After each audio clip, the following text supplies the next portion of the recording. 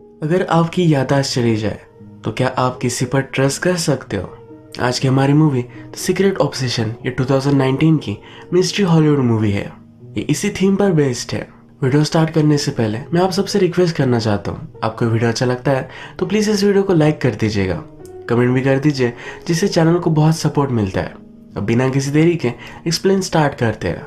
Movie start होती है और हमारी मेन कैरेक्टर जिसका नाम है जेनिफर, ये किसी से भाग रही है। ये फोन बूथ पर हेल्प के लिए कॉल करने की भी कोशिश करती है पर कोई भी आंसर नहीं करता।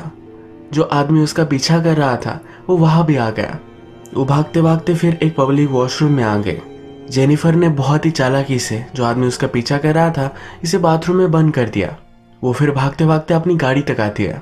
गाड़ी उसने स्टार्ट की और बारिश आ रही थी, इसी वजह से उसकी गाड़ी धंस चुकी थी। उसका पीछा करने वाला अब बाहर निकल चुका था। जेनिफर जल्दी से गाड़ी से बाहर निकली और वो भागने लग गई। भागते भागते रोड पर उसका एक्सीडेंट हो गया। लोगों ने उसे हेल्प की और हॉस्पिटल में उसे एडमिट किया गया। जब वो घायल थी तो अपने हस्बैंड के साथ उसकी जो भी मेमोरीज थी ये सब उसे याद आती है। उसकी सर्जरी वगैरह स्टार्ट होती है और थोड़ी देर में उसका हस्बैंड जिसका नाम है रसल ये वहां पहुंचता है। रसल ये हमारा और एक मेन कैरेक्टर है। रसल को एक नर्स आकर कहती है आपकी वाइफ के ब्रेन में बहुत ही ज्यादा इंटरनल ब्लीडिंग थी, इसी वजह से शायद उसे कुछ भी याद नहीं आएगा। सर्जरी होने के बाद सुबह हो गई पर जेनिफर को अभी भी होश नहीं आया। रसल उसके पास आता है, कहता है कुछ भी हो मैं तुम्हारे साथ हूँ, हम मिलकर इसका सामना करेंगे। नेक्स्ट सीन में हम डिटेक्टिव फ्रैंक को देखते हैं। ये जेनिफर की केस का डिटेक्टिव है। फ्रैंक के डॉटर का आज बर्थडे था तो उसके लिए वो गिफ्ट बाय कर रहा था। इसके बाद वो रसल से मिलने के लिए आया। वो रसल से पूछता है जेनिफर घर से इतनी दूर रात में कर क्या रही थी? रसल कहता है कि वो ग्रोसरीज लेने के लिए गई थी। 1 घंटा हो गया तो वो वापस नहीं आई। मैंने उसे कॉल करने की कोशिश की पर कोई भी आंसर नहीं आया। फ्रैंक उससे पूछता है कि तुम दोनों के मैरिज में कोई प्रॉब्लम थी? रसल कहता है कि ऐसा कुछ भी नहीं था, हमने अभी अभी शादी की थी, माउंटेन्स में ब्यूटीफुल सा घर लिया था, शांति से हम रह रहे थे। फ्रैंक जब घर पर आता है तो हमें पता चलता है फ्रैंक की बेटी की ऑलरेडी डेथ हो चुकी है। हर साल वो अपनी बेटी के लिए गिफ्ट बाय करता है और क्लोजेट में रख देता है। वो अपनी खुद की बेटी की केस सॉल्व नहीं कर पाया था, उसे बहुत ही बुरा लगता है। इसके बाद हम देखते हैं कि जेनिफर को होश आ चुका है। डॉक्टर रसल से बात कर रहे थे। उसे कहते हैं कि जेनिफर को बेसिक सी चीज़ें सब याद रहेगी, यानी कि उसके पेरेंट्स, उसका एजुकेशन वगैरह सब कुछ, सिर्फ वो तुम्हें भूल चुकी है, तुम उसकी रिसेंट मेमोरी थे, इसी वजह से ऐसा है। रसल फिर जेनिफर के पास आया। उसे पूछती है कि मैं यहाँ कैसे आई। रसल उसे बताता है तुम्हारा एक्सीडेंट हुआ था। जेनिफर को उसके बारे में कुछ भी याद नहीं है। जेनिफर फिर अपनी रिंग नोटिस करती है। रसल उसके पास आया, उसका हाथ अपने हाथों में लिया, उसे समझाता है कि जो भी होगा मैं हमेशा तुम्हारे साथ हूँ, इस सिचुएशन का सामना हम दोनों मिलकर करेंगे। नेक्स्ट सीन में हम देखते हैं जिस गाड़ी से टकराकर जेनिफर का एक्सीडेंट हुआ था उस ड्राइवर को फ्रैंक इन्वेस्टिगेट कर रहा है। फ्रैंक उससे पूछता है क्या उस दिन तुमने जेनिफर की गाड़ी देखी थी?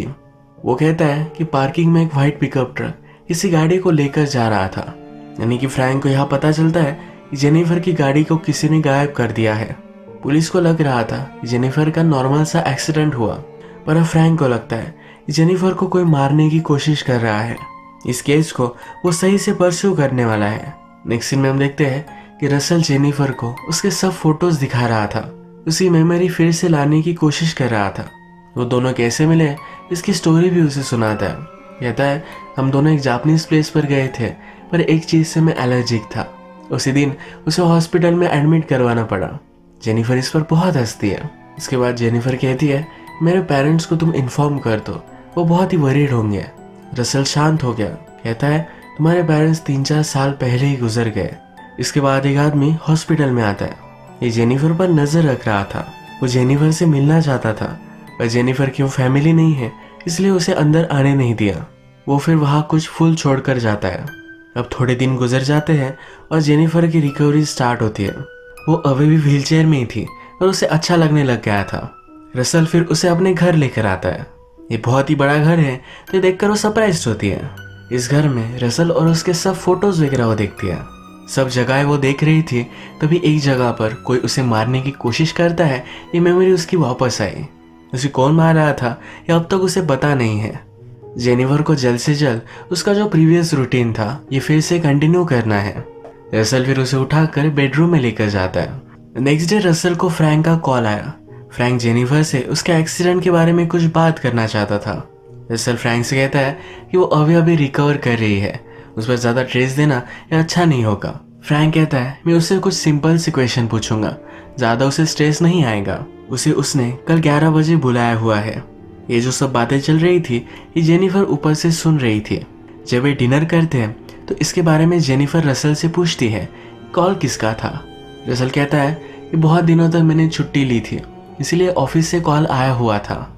जेनिफर पूछती है क्या मेरे ऑफिस से कुछ भी कॉल नहीं आया।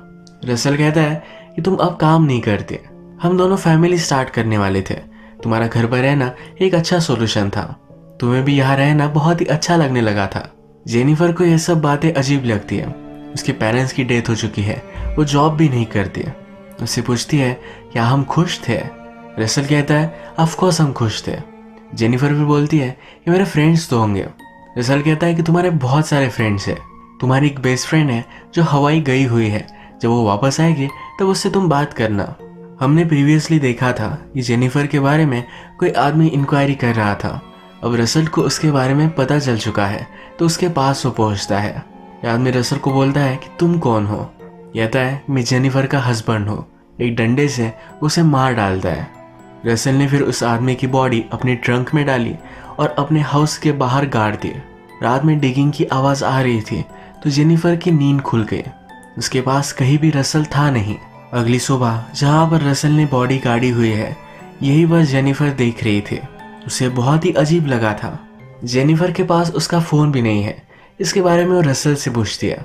रसल कहता है तुम्हारा फ़ोन एक्सीडेंट में गुम हो गया था, मैं जब टाउन में जाऊंगा तब तुम्हारे लिए नया फ़ोन बाय कर लाऊंगा। आज फ्रैंक ने रसल को जेनिफर के साथ आने के लिए कहा था पर वो दोनों नहीं आए। ये फ्रैंक को बहुत ही सस्पिशियस लगता है। वो फिर अपने डेटाबेस में रसल का नाम डालता है पर रसल के नाम से उनके डेटाबेस में कोई भी नहीं है, यानी कि वो एग्जिस्ट ही नहीं करता। इसके बाद फ्रैंक डायरेक्टली हॉस्पिटल आया। हॉस्पिटल में वो रिसेप्शनिस्ट से पूछता है कि रसल ने उसका एड्रेस कौन सा दिया था। जेनिफर घर पर अपने सब ओल्ड एल्बम देख रही थी। रसल के साथ उसकी जो भी सब मेमोरीज थी ये थोड़ी थोड़ी कर उसे वापस आने लग गई है। एक फोटो में वो बहुत ही अजीब सी चीज़ नोटिस करती है। रसल के फोटो में हेयर्स वाइट है पर उसके मिरर रिफ्लेक्शन में ब्लैक दिख रहे हैं। उसे बहुत ही सस्पिशियस लगा। वो नीचे आई और रसल के सब फोटोज देखने लग गए। उसका लैपटॉप भी चेक करने वाली थी तभी रसल वहां पहुंच गया। उसने उसके लिए नया फ़ोन बाय किया है। यहाँ इस फ़ोन में कोई भी रेंज भी नहीं है। वो पूछती है तो रसल कहता है कि हम माउंटेन्स में हैं, यहाँ यही प्रॉब्लम होता है। फ्रैंक ने हॉस्पिटल से रसल का पता निकलवाया है। वो जब उस पते पर पहुंचता है तो रसल वहाँ कहीं भी नहीं रहता, यहाँ पर कोई और ही रहता है। रात में जब जेनिफर और रसल सो रहे थे तो रसल उससे कहता है कि स्लोली तुम्हारी सब मेमोरीज वापस आएगी। हमारे पास बहुत सारे दिन हैं न्यू मेमोरीज बनाने के लिए। वो आज रात जेनिफर के साथ इंटीमेट होना चाहता था पर जेनिफर को कोई उसे मारने की कोशिश कर रहा है, इसकी मेमोरी वापस आई। वो डिस्टर्ब हो गई। उसके साथ वो आज रात इंटीमेट नहीं होना चाहती थी। इस पर रसल चिढ़ गया। कहता है मैंने तुम्हारे हर वक्त साथ दिया है, पूरी रिकवरी में मैं बहुत ही पेशेंट था, तुम मुझे इस तरह से क्यों ट्रीट कर रही हो। गुस्सा होकर वहां से चला गया। बाद में हम देखते हैं कि रसल ने जेनिफर के बेडरूम में भी कैमरे लगाए हुए हैं। तो क्या कर रही है क्या नहीं ये सब वो देख सकता है।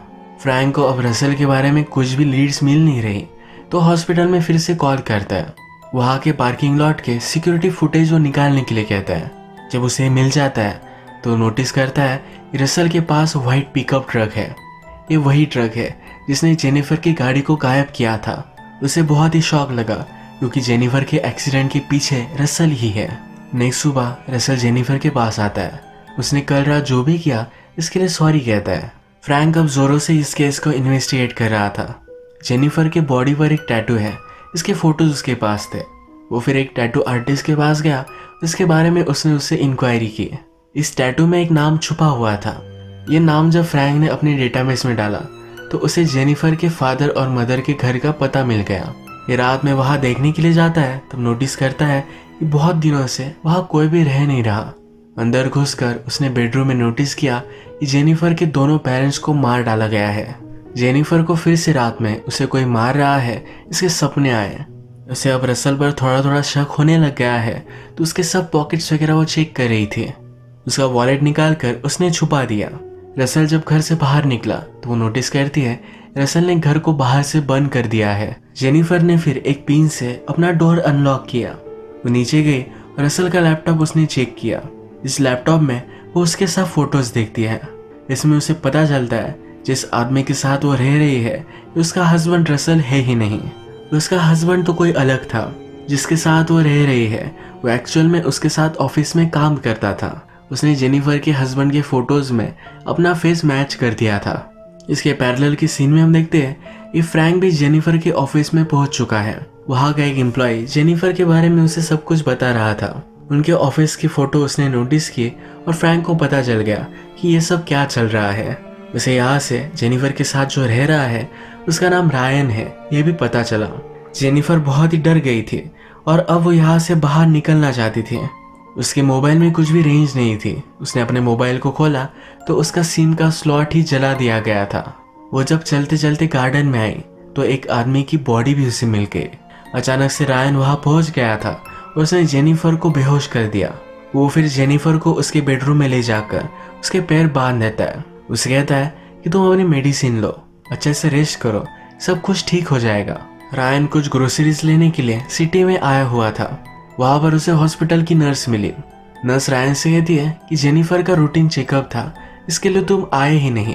रायन उसे इग्नोर कर जल्दी से वहां से चला जाता है। घर पर जेनिफर बंधी हुई थी। उसने अपने आप को फ्री करने की कोशिश की और फाइनली वो सक्सीड हो गई। वो जल्दी से अपनी गाड़ी तक पहुंचती है। वहां उसे उसका फोन भी मिल गया।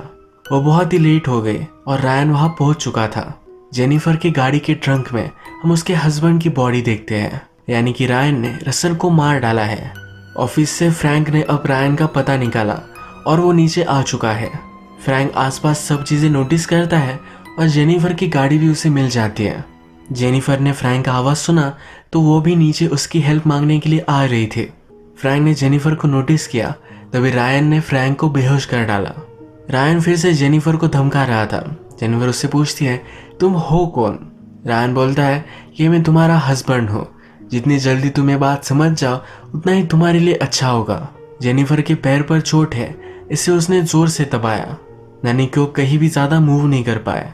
रायन जेनिफर को बेडरूम में बांध देता है। उसे कहता है, तुम्हें कोई आइडिया भी नहीं है तुम्हारे लिए मैंने क्या क्या किया है। जेनिफर कहती है कि प्लीज ऐसा मत करो, मुझे मरना नहीं है। रायन कहता है कि ये सब अब हमारे हाथ में नहीं है। वो कन्फेस करता है कि वो हमेशा जेनिफर से प्यार करता था। जब रसल के साथ वो रिलेशनशिप में थी तो हमेशा उन पर वो नजर रखता था। जेनिफर को क्या पसंद है क्या नहीं ये सब उसे मालूम था। तुम्हें हमेशा मेरे साथ ही रहना चाहिए था। जब तुमने उससे शादी कर ली तो उसकी डेथ ही मेरे लिए एक वे था। रायन ने फिर रसल को मार डाला, पर जेनिफर ने उसे नोटिस कर लिया था। वो उसे मारने के लिए उसके पीछे था। तभी जेनिफर का एक्सीडेंट हो गया। अब रायन जेनिफर को भी मार डालने वाला है। रायन ने फ्रैंक को बेहोश कर एक रेफ्रिजरेटर में डाल दिया था। थोड़ी देर में रायन को होश आ गया। जेनिफर रायन से कहती है कि अगर तुम मुझे इतना प्यार करते थे तो कभी कुछ बताया क्यों नहीं। रायन कहता है, रसल हमेशा हमारे बीच में आ गया। जेनिफर उसे समझाती है, कहती है कि प्यार करने में टाइम लगता है। वो भी रायन से कुछ टाइम मांगती है। वो कहती है कि मैं थर्स्टी हूँ, मेरे लिए कुछ लेकर आओ। रायन जब नीचे गया तो जेनिफर ने आसपास एक लाइटर ढूंढा। इस लाइटर से उसने रोप्स जला दिए। रायन जब रूम में आता है तो जेनिफर उसके सर पर वार करती है। उसे रूम में लॉक कर नीचे आ जाती है। वो वहां से भाग रही थी। रायन ने भी दरवाजा अब तोड़ दिया है। वो जेनिफर के पीछे भी जाता है। जेनिफर उसे मारने की फिर से कोशिश करती है, तो इस बार फेल हो जाती है। रायन ने उसे पुश किया और वो घायल हो गए। वो उसे गन से मारने ही वाला था, तभी फ्रैंक ने आकर उसे बचा लिया। रायन और फ्रैंक में फाइट हुई। जेनिफर के पास गन आ गई थी तो इसी गन से उसने रायन को मार डाला। अब इसके बाद हम देखते हैं कि फ्रैंक और जेनिफर ये दोनों अपनी लाइफ के साथ मूव ऑन कर गए हैं। फ्रैंक की बेटी का केस वो खुद सॉल्व नहीं कर पाया, तो जेनिफर को बचाकर वो अब मूव ऑन कर सकता है। एक नई सिटी में एक नई लाइफ वो स्टार्ट करने वाला है। लास्ट में एक दूसरे से मिले और गुड बाय कह रहे थे। रसल ने जेनिफर के लिए एक नोट लिखा था। ये नोट फ्रैंक को उसके ऑफिस में मिला, वो जेनिफर को दे देता है। ये लेटर उसने जेनिफर से शादी करने से पहले लिखा था। उसमें लिखा है कि हम दोनों अब हमारी लाइफ एक साथ स्पेंड करने वाले हैं। अब हमारी लाइफ में कुछ भी हो, पर एक चीज याद रखना, हम दोनों के सब मोमेंट्स ये बहुत ही ब्यूटीफुल है। तुम्हारे साथ मेरी लाइफ की सबसे हैप्पी मेमोरी थी। मैं हमेशा तुमसे प्यार करता रहूंगा। यही रसल का वेडिंग प्रपोजल था। ये पढ़कर जेनिफर अब मूव ऑन करती है। इसी तरीके से मूवी एंड होती है। अगर आपको वीडियो अच्छा लगा तो प्लीज इस वीडियो को लाइक कर दीजिएगा। मैं बहुत सारी मूवीज लेकर आता रहता हूँ, तो प्लीज चैनल को सब्सक्राइब कर दीजिए। बेल नोटिफिकेशन आइकॉन दबाना भी मत भूलिएगा। हम फिर से मिलेंगे और एक न्यू मूवी के साथ। तब तक के लिए थैंक यू और आप अपने आप का ख्याल रखिए।